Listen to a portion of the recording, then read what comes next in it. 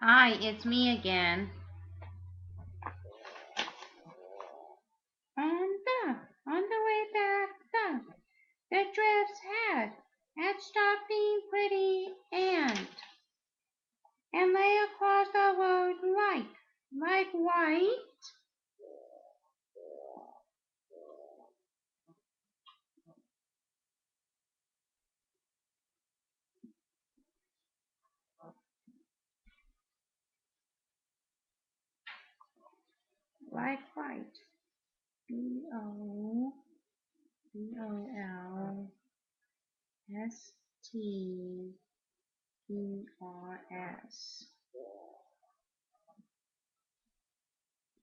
Boldsters.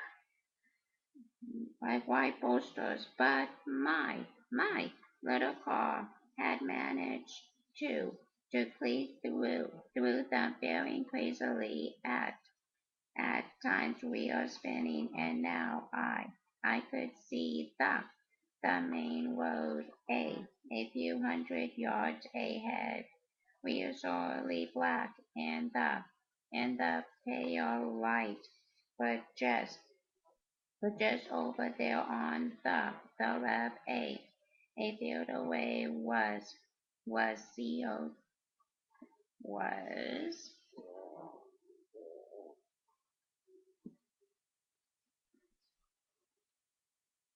was COTE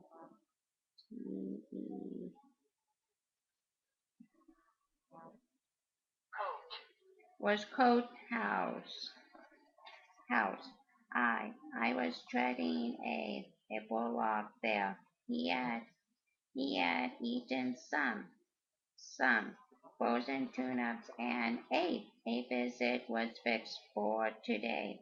I didn't fancy trailing back up here if I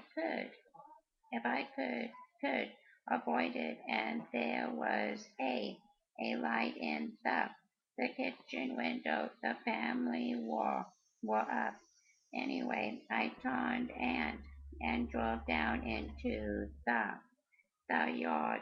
The farmhouse door lay within a small porch, and the wind had driven the snow inside, forming a smooth two 2 foot heap against the timbers as I leaned across to knock.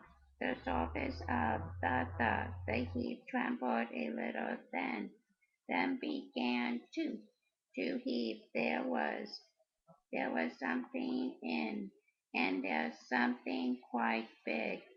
It was Erie standing in the half light, watching the snow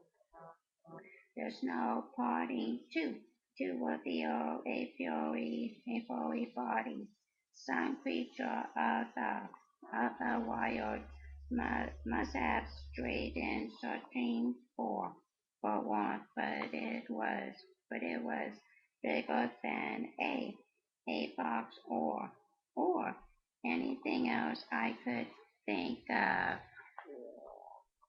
think of. Just then the door opened and the light from the kitchen streamed streamed out. Peter, Trenholm, beckoned me inside, and his wife smiled at me from the bright interior. They they were a cheerful young couple. What's that? I guessed, pointing at the animal which was shaking the snow vigorously from its coat. That Peter grinned. That's AWD tip. Your dog for what's he doing under a pile of snow? Just blew in on him, I reckon. That's where he sleeps, just outside back door. I stared at The farmer, you mean he. He's, you mean he. He sleeps them out in the open every night. AILUS, summer and winter. But don't look at me like that, Mr. Agriot. It's his own choice. The other dogs have a warm bed in the cowhouse, but Drift won't entertain it. He's 15 now, and he's been sleeping out there since he was a pup. I remember when me father was alive, he tried always to get TAWD fellow to sleep inside, but it was no good. I looked at the old dog in amazement. I could see him more clearly now. He wasn't the typical sheepdog type. He was bigger, boned, longer in the hair, and he projected a bursting vitality that didn't go with his 15 years. It was difficult to believe that any animal living in these bleak uplands should choose to sleep outside and thrive on it. I had to look closely to see any sign of his great age. There was the slightest stiffness in his gait as he moved around, perhaps a fleshless look about his head and face, and of course the telltale lens lens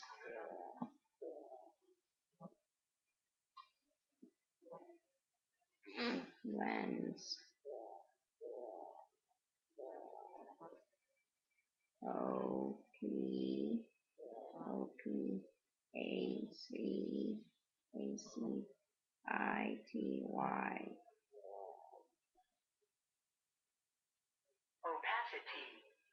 Opacity in the depths of his eyes, but the general impression was of an unquestionable unquestionable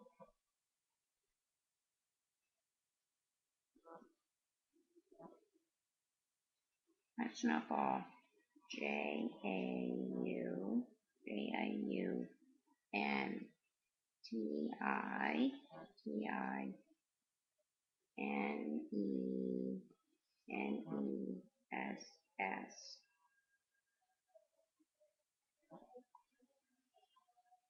Unquestionable JAUNTINESS. He shook the last of the snow from his coat, glanced joyfully up to the farmer, and gave a couple of REEDY barks. Peter, TRENHOLM, laughed. You see, he's ready to be off. He's a beggar for August tip. He led the way towards the buildings, and I followed, stumbling over the frozen ruts like iron under the snow, and bending my head against the knife-like wind. It was a relief to open the BYRE door and escape into the sweet BOVINE warmth. there was a fair mixture of animals in the long building. The, the dairy cows took up most of the length. Then there were a few young heifers, some bullocks, and finally in an empty stall deeply bedded with straw. The other farm dogs. The cats were there too, so it had to be warm. No animal is a better judge of comfort than a cat, and they were just visible as furry balls in the straw. They had the best place up against the wooden partition where the warmth came through from the big animals. Tip strode confidently among his colleagues, a young dog and a bitch with three half-grown pups. You could see he was boss.